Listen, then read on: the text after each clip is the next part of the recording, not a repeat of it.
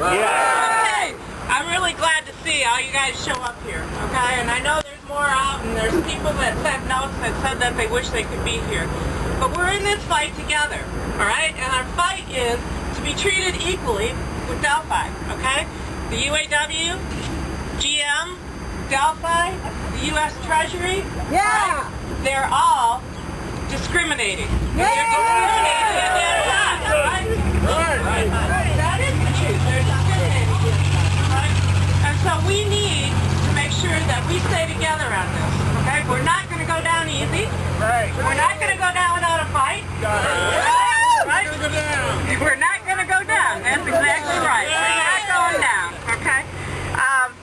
There is some good things going on, and Chuck's going to talk about some of the things that have been happening. We've been right in the middle of it, as a lot of people have. But I just want to say one more thing. Stay together, okay? We've got to stay together.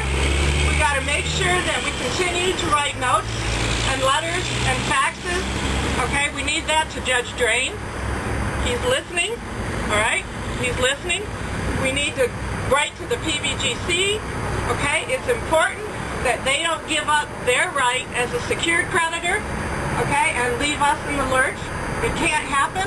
They shouldn't do it, and we won't let them, right? We won't let them, okay? We've got to stay together on this. All right? Let's make everybody know. Brothers, sisters, kids, aunts, uncles, all right? We got to make sure that GM, Delphi, and the Treasury understand that they are not and will not, we won't let them discriminate against us.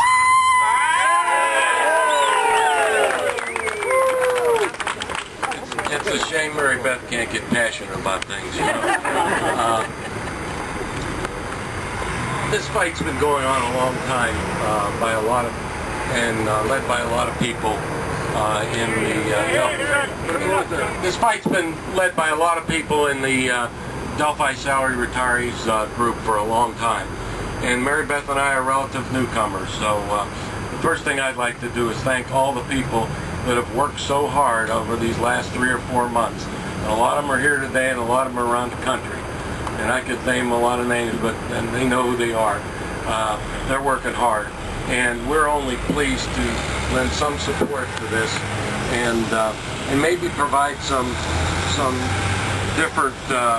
different directions and a few different strategies. I think that yesterday was a very, very important day for Delphi retirees, and I say that while some other people may not agree, I will tell you why I think so. Yesterday in Judge Drain's court, many things happened. I'm trying to speak as loud as I can. Nobody's ever told him that. Yeah, nobody ever told me that, but I'm doing the best I can. In fact, she tells me to tone it down. But yesterday, a lot of things happened in.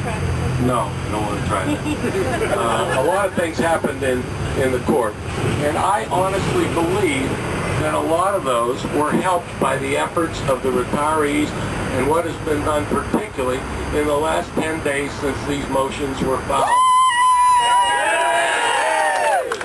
We know we've gotten to these people, okay?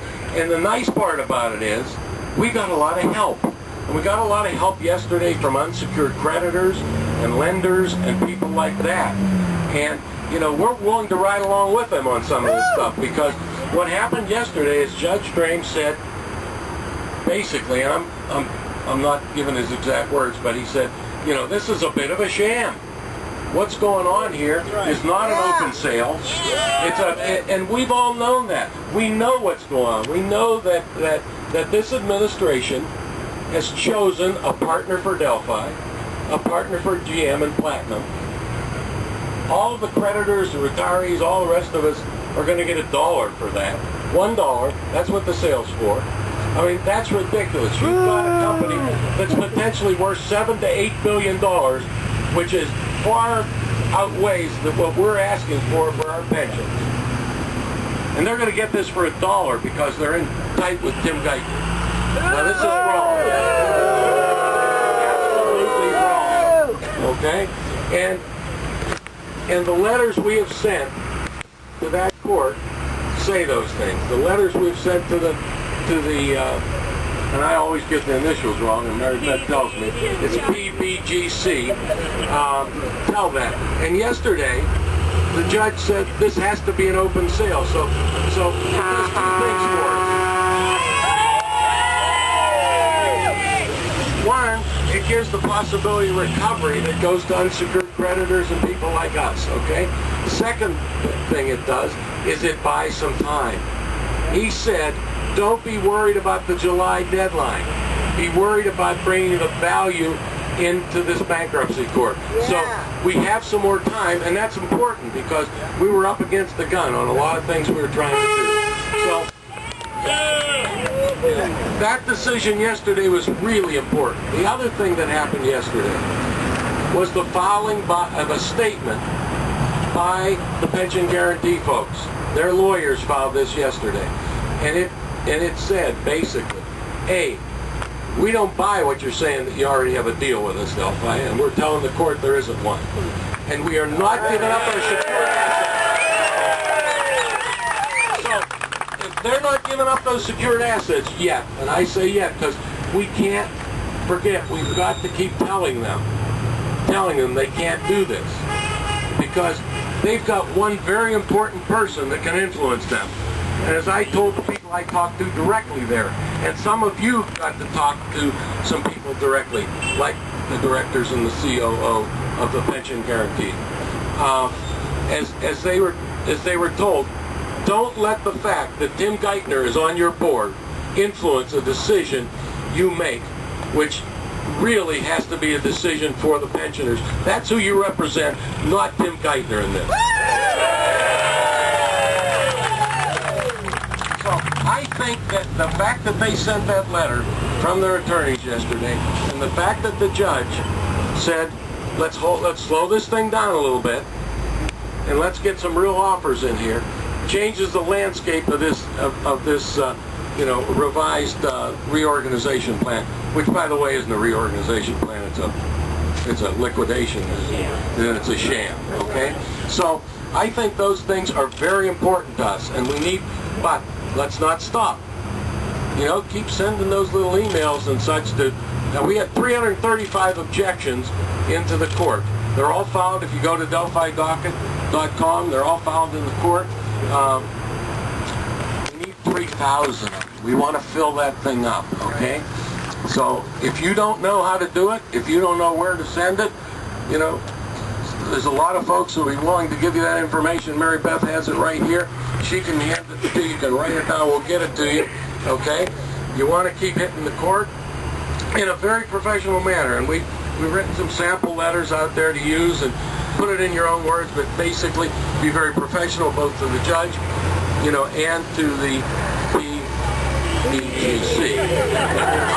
I'll never get it right. I never got ASAP right. I didn't even know that, So I make up things, but that continues to be important. Let's talk about some other things that are going on. A lot of you have heard about legal action, and I'm going to preface this with something. I'm going to sound like one of those things that they do on TV before somebody gives an opinion. The opinion I'm going to express is the opinion of Mary Beth and I. It is not necessarily the opinion of the Delphi Salary Retirees Association. I mean, we don't speak for them. We're not on the board, although we have worked closely with the members locally and have been in very close contact with Ben Black and the other people in that group. And by the way, again, these people are doing good work. They're working hard. They're doing a lot of things for everybody. But I don't want to pretend that we're speaking for them. We are the opinion that not only the things that we're doing from a legislative standpoint, and by the way, great work on the part of some Ohio legislative people and Tim Ryan and so on, and sending the letter they sent to the president and the objections, and I think that's great, and I'm glad for that. But we think that the other redress for us really gets to be through three courts. Okay, one is the bankruptcy court. I think we have to continue to keep pressure from a legal means on the bankruptcy court. and we're